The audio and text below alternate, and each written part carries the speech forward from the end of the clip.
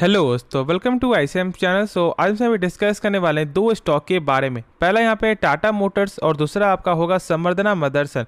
आप इस वीडियो को जरूर से अंत तक देखो। पहले हम लोग यहाँ पे डिस्कस करते हैं टाटा मोटर्स के बारे में, लेकिन आज में यहाँ पे हम लोग क्या डिस्कस करेंगे। देखो, आज हम लोग जानने वाले हैं टेक्निकल, क्योंकि बहुत से लोग यहाँ पे जानना चाहते हैं कि कौन से स्टॉक को यहाँ पे यानी क्या इसका सपोर्ट है, क्या इसका जो रेजिस्टेंस देखने को मिलता है। तो हम लोग जो है पहले वही डिस्कस करेंगे, फिर हम लोग यहाँ पे आगे और कुछ भी जानेंगे।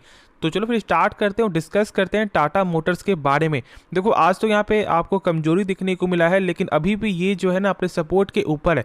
देखो, पहले इसका सपोर्ट था 380 का, जो मैंने कहा था जब इसका लेवल था 420, तो मैंने उस समय कहा था कि देखो जब तक इसका लेवल 380 के ऊपर है ना, आप जरूर से स्टॉक को बाई कर सकते हो। टारगेट आराम से 510 का देखने को मिलेगा। क्यों ऐसा मैंने यहाँ पे बोला था, क्योंकि 510 का जो है सिंपल तौर पे इसका देखने को मिलता है रेजिस्टेंस, यानी कि छत है। ठीक है, अब देखो आज यहाँ पे क्या हुआ, जब इसका नंबर जब सही आया ना, तो यहाँ पे आपको जो छत था उसको यहाँ पे ब्रेक डाउन कर दिया, यानी कि अब ये जो छत है ना, अब ये इसका बन गया है सपोर्ट, यानी कि 510 का लेवल।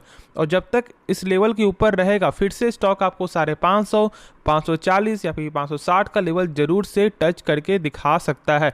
लेकिन एक चीज़ को आपको जरूर ध्यान देना है कि अब इसका जो सपोर्ट बन गया है 510 का, और यदि स्टॉक इससे नीचे जाता है तो फिर कहीं ना कहीं आपको इसका लेवल और ज़्यादा भी नीचे आते हुए दिखाई दे सकता है। तो इसलिए आपको एक चीज़ जो है ज़रूर से मेंटेन करना है, और वो है यहाँ पे स्टॉप लॉस। बाकी कुछ भी दिक्कत नहीं है। और जब चेक करोगे तो यहाँ पे आप टारगेट भी मिलते हुए दिखाई दे रहा है 529 का, जो ये टारगेट आपको हिट भी यहाँ पे हो चुका है। लेकिन अब जो है बहुत सारे ब्रोकर, जैसे कि आपको यहाँ पे एमके ग्लोबल का जो टारगेट था वो था यहाँ पे 600 रुपये का, जो यहाँ पे अभी तक हिट होते हुए दिखाई नहीं दिया है। लेकिन देखो, मेरा ऐसा मानना है ना कि आप किसी के कहने पे बाई सेल मत करो, क्योंकि देखो यहाँ पे मान लो यदि यहाँ पे मैंने बोला आपको बाई करो, और जैसे कुछ यहाँ पे न्यूज़ आ गया तो फिर स्टॉक यहाँ पे आपको गिर भी जाता है ना। तो एक चीज़ का आपको ज़रूर से ध्यान देना है, वो है क्या, खुद से रिसर्च करना। या फिर अगर ब्रोकर हो या फिर मैं खुद ही क्यों ना हो, खुद से यदि अभी एक बार जानोगे ना, तो आपको जो है ये मालूम चलेगा कि हाँ ये सपोर्ट था, ये इसका आपको ये सपोर्ट है, ये इसका आपको छत है। कुछ भी यहाँ पे आप इसे समझ सकते हो। प्लस अब जो डोजी कैंडल क्या होता है, ये कैंडल क्या होता है, सब आप इसके बारे में नॉलेज आपको हो जाएगा। और देखो, एक मेरा यहाँ पे डाउट है, आप जरूर से कमेंट बताना कि क्या आप यहाँ पे जानना चाहते हो कि डोजी कैंडल क्या होता है, आपका हैमर क्या होता है, प्लस आपका जो शूटिंग स्टार क्या होता है। ठीक है, बहुत सारे कैंडल है आपको जो बहुत से लोग यहाँ पे शायद नॉलेज नहीं होगा। थोड़ी भी आप जानना चाहते हो तो कमेंट जरूर करो। मैं इसके बारे में एक बेहतरीन वीडियो, जो बहुत से लोग यहाँ पे कोर्स लेकर आपको जो यहाँ पे बताते हैं, यानी कि जब आप उसे फीस दोगे, लेकिन मैं यहाँ पे आपको फ्री में बता दूंगा, तो आप कमेंट जरूर से करना। और शायद इसके बारे में आपको जो टेक्निकल समझ में आ गया होगा। देखो, ऐसे तो मैंने कंपनी के बारे में सारा कुछ फंडामेंटल बताया हुआ है, और आप जानते हो कि इस कंपनी में कुछ फंडामेंटल सही देखने को मिलता नहीं है। अब यहाँ पे प्रॉफिट देखने को मिला, और यदि इसका लगातार 4 से 5% प्रॉफिट देखने को मिलेगा, तो फिर इसका धीरे धीरे नंबर यहाँ पे सही देखने को मिलेगा। बाकी अभी कंपनी के फंडामेंटल में कुछ भी दम है नहीं, और मैंने इसके बारे में शुरू से ही कहा है। क्योंकि हम लोग यहाँ फोकस क्यों कर रहे हैं, क्योंकि इसका मेन विजन है आपको ईवी। ठीक है, और इसलिए हम लोग यहाँ पे अभी बाय भी कर रहे हैं फॉर द लॉन्ग टर्म के लिए।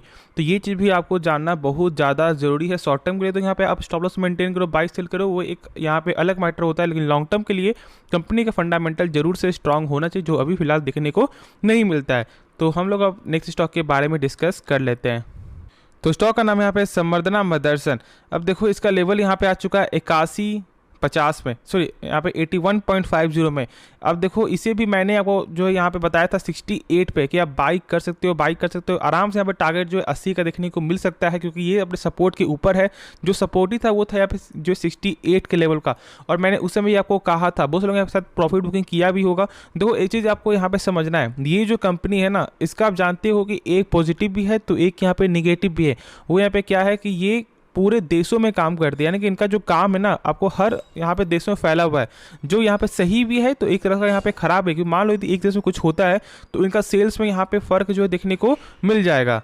एक यहाँ पे जो सबसे बड़ा खास बात क्या है ना, कि कंपनी जो यहाँ पे नए नए कंपनी को एक्वायर करते हुए दिखाई दे रही है, जो सबसे अच्छा है। क्योंकि देखो, बहुत सारी कंपनी क्या करती है ना, कि उनका जब एक अच्छा खासा जब यहाँ पे सेल्स बढ़ रहा है तो फिर वो ज़्यादा फोकस नहीं करती यहाँ पे नए कंपनी को एक्वायर करने में। लेकिन ऐसा यहाँ पे बिल्कुल देखने को नहीं मिलता। यहाँ पे कंपनी एक्वायर कर रही है, लेकिन देखो एक चीज़ यहाँ पे आप जानते हो कि बहुत सारे और कंपनी ने भी यहाँ था इस कंपनी में, वो यहाँ पे कम करते हुए दिखाई दे रहे हैं, जो यहाँ पे सही चीज़ नहीं है। बाकी देखो कंपनी का जो भी फंडामेंटल है वो यहाँ पे बेहतर देखने को मिलता है। आप यहाँ पे देख रहे हो कि सेल्स जो है आपको लगातार यहाँ पे गेन देखने को मिलता है, जो प्रॉफिट है वो भी यहाँ पे आपको एक अच्छा खासा यहाँ पे गेन देखने को मिल रहा है। तो दिक्कत वाली कोई भी बात नहीं है, लेकिन जो मैंने बताया कि देखो यहाँ पे हर फंडामेंटल तो कंपनी का सही होता नहीं है, और यहाँ भी सेम है।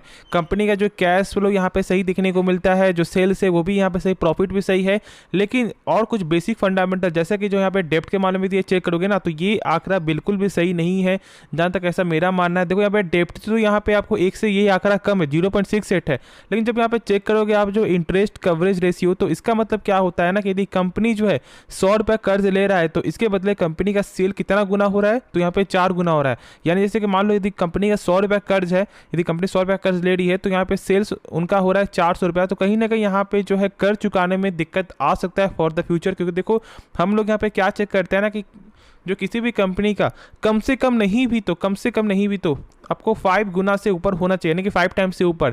ऐसे तो नहीं तो यहाँ पे 8 टाइम्स ऊपर है तो फिर यहाँ पे परफेक्ट है। ये चीज़ को आपको ये जरूर से यहाँ पे ध्यान देना है, और ये 4 टाइम है, यदि ये गेन नहीं होता है तो कहीं ना कहीं यहाँ पे दिक्कत का सामना पड़ सकता है।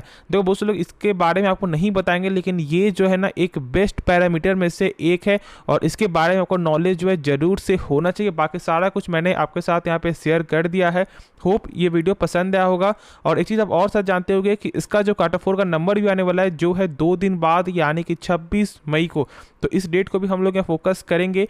ठीक है, चलो यार, आपको ये वीडियो पसंद आया होगा, और यदि आपको कुछ भी सीखने को मिला इस चैनल को आप सब्सक्राइब कर सकते हो, और इस वीडियो को लाइक करना। तो चलो फिर मिलते हैं नेक्स्ट वीडियो में, तो तब तक के लिए धन्यवाद।